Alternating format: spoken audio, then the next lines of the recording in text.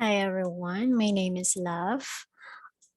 So today's lesson would be about the case digest of Hong Kong Shanghai Banking Corporation or HSBC versus Sherman. So this case is discussed under conflict of laws.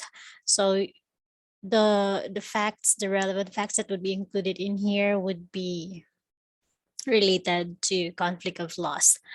So it is GR number 72494 dated August 11, 1989 by Justice Medialdea under the First Division. So let's revisit the facts. In 1981, Eastern Book Supply Service PTE Ltd or Limited or the so-called Eastern company incorporated in Singapore applied with and was granted by the Singaporean branch of HSBC an overdraft facility in the max amount of Singaporean dollar of 200,000, which was subsequently increased to Singaporean dollar of 375,000 with interest at 3% over HSBC's prime rate payable monthly on amount due under overdraft facility. As a security for the repayment by Eastern of sums advanced by HSBC in 1982, Jack Sherman, Dodato Reloj, and one Robin de Clive-Lowe, all of whom were directors of Eastern at such time, executed a joint and several guarantee in favor of HSBC, where they agreed to pay jointly and severally on demand all sums owed by Eastern to HSBC under the overdraft facility. The joint and several guarantee provides that this guarantee in all rights, obligations, and liabilities arising hereunder shall be construed and determined under and may be enforced in accordance with the laws of the Republic of Singapore. We hereby agree that the courts of Singapore shall have jurisdiction over all disputes arising this guarantee.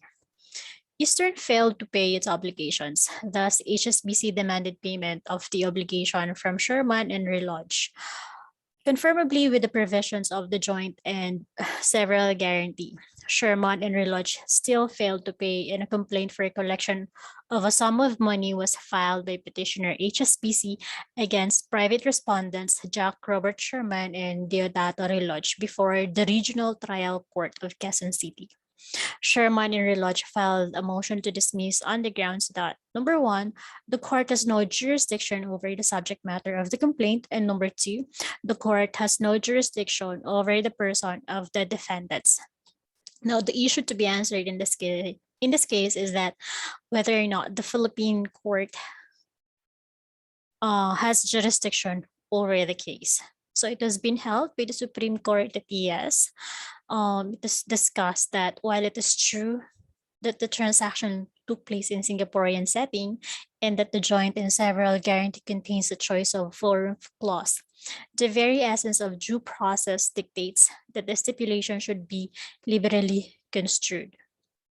One basic principle underlies all rules of jurisdiction and international law, which is that a state does not have jurisdiction in the absence of some reasonable basis for exercising it, whether the proceedings are in rem, quasi in rem, or in personam. To be reasonable, the jurisdiction must be based on some minimum context that will not offend traditional notions of fair play and substantial justice.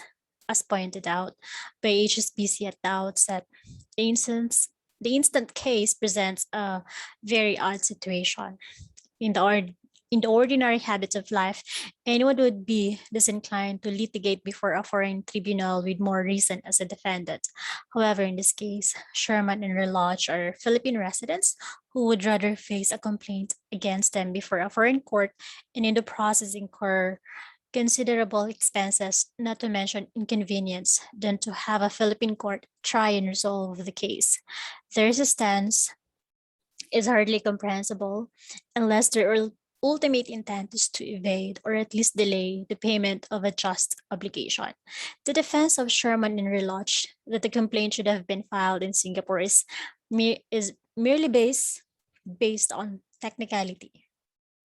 They did not even claim, much less proof, that the filing of the action here will cause them any unnecessary trouble, damage, or expense. On the other hand, there's no showing that petitioner bank filed the action here just to harass Sherman and Reloj. So in the case of Bar, the parties did not stipulate that only the courts of Singapore, to the exclusion of all the rest, has jurisdiction. Neither did the clause in question operate to divest Philippine courts of jurisdiction. Neither did the clause in question operate. Yeah, neither did the clause operate to divest the Philippine court of jurisdiction. So in international law, jurisdiction is often defined as the right of a state to exercise authority over persons and things within its boundaries, subject to certain exceptions.